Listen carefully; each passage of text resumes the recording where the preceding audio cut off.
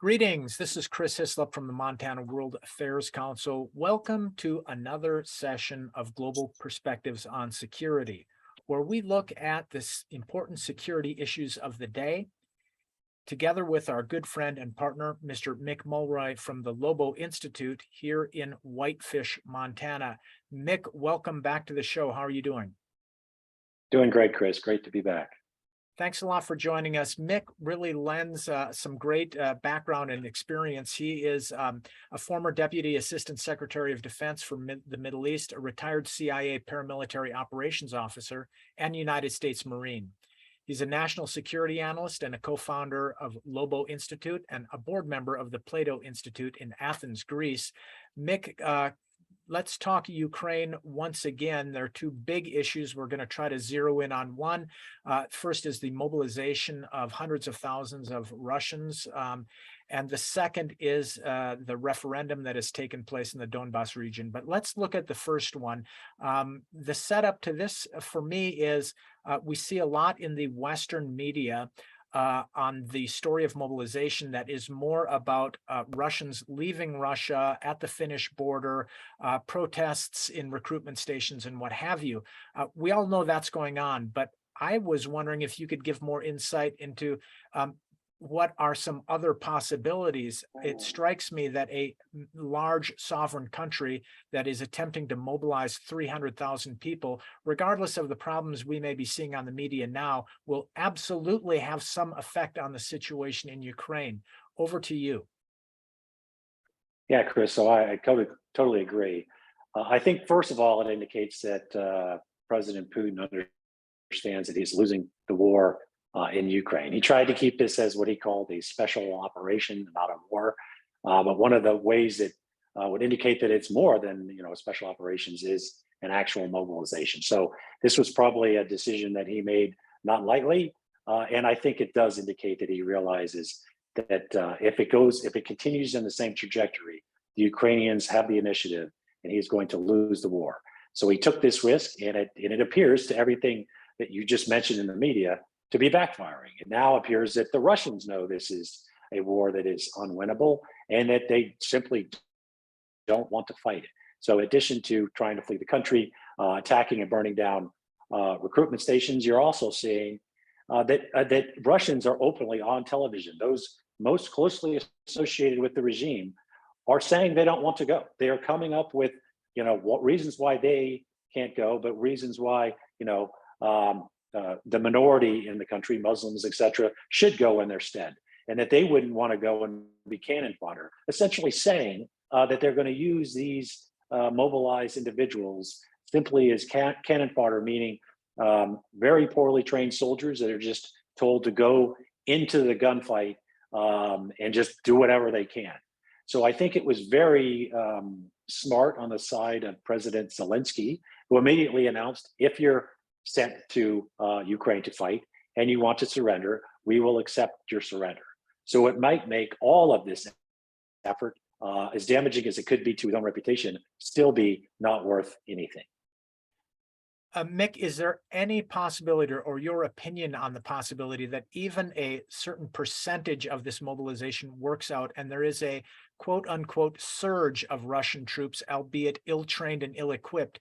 Would that scenario have an impact on the situation in Ukraine? And if so, what might it be?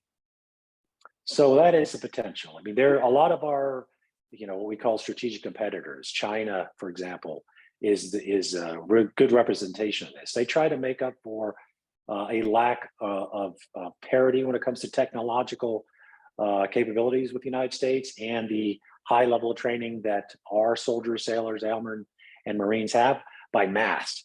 So they just essentially send so many soldiers at you that you just become overwhelmed.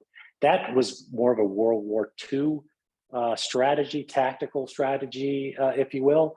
But it doesn't really work anymore because the highest level of weapons now can mitigate that. So that's what he intends. I mean, certainly, Chris, that is what President Putin and whoever's advising him thinks would happen.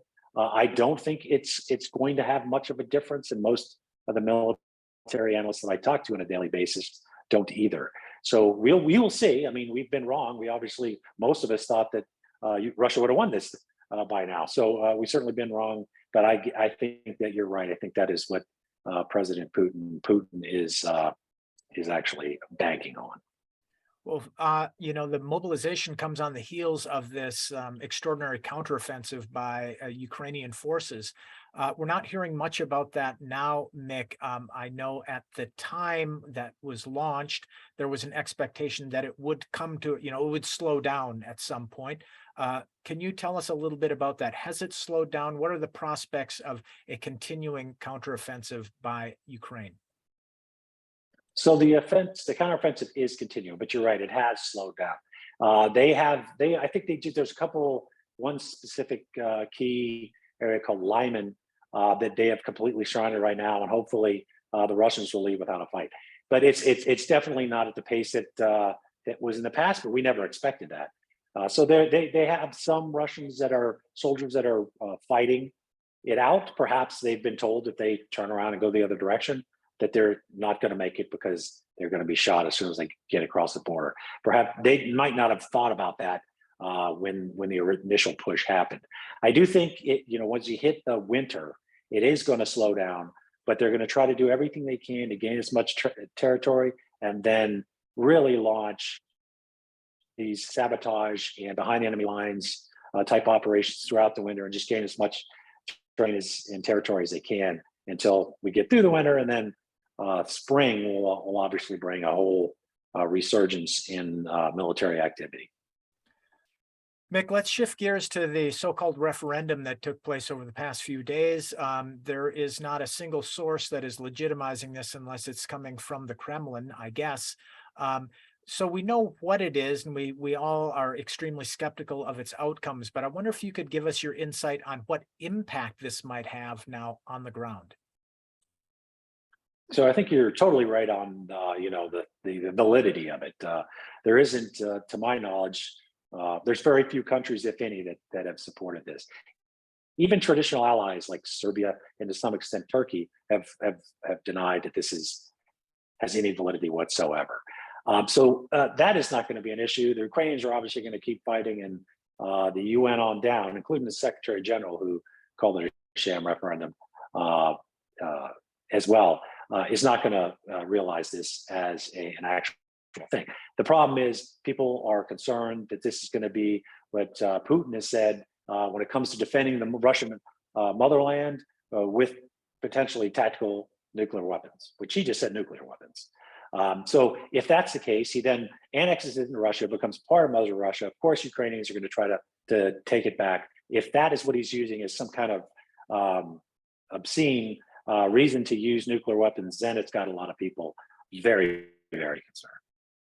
Yeah, indeed. We're all concerned, and we have been since February, and Mick and I have an ongoing conversation about this. If you've missed any of our previous programs, you can find that on our YouTube channel from the Montana World Affairs Council. So I want to thank our very generous sponsors at the Dennis and Phyllis Washington Foundation, Allegiance and Stockman Bank, who help us bring this and so many more programs to you all across Montana and around the world. And special thanks to Mick Mulroy and his colleagues at the Lobo Institute. Mick has any number of absolutely deeply insightful analyses on ABC News and others. I would strongly encourage anybody who wants to learn more to check him out all across the web. Mick, let's try to meet again in another week or two and see where we're at on the Ukraine and other parts of the world. Thank you so much for joining. Great to be here. Let's plan on it. All right. Take care. Bye-bye.